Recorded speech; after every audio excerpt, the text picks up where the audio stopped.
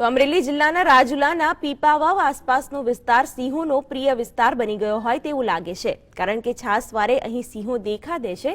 આ વખતે રાજુલાના પીપાવાવ રોડ પર રસ્તા પર સિંહે બિંદાસ્ત રીતે લટાર મારી હતી।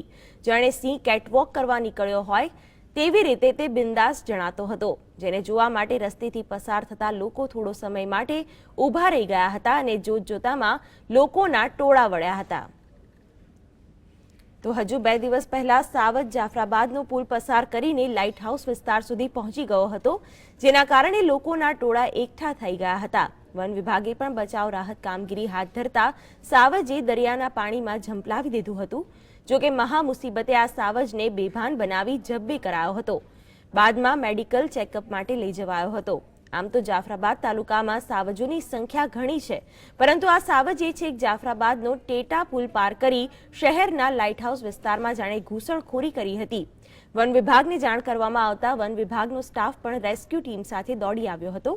બીજી તરફ અસાધારણ સ્થિતિમાં આવી જતા સિંહ પણ હાંફળો ફાંફળો બની ગયો હતો અને સિંહે દરિયામાં છલાંગ લગાવી હતી।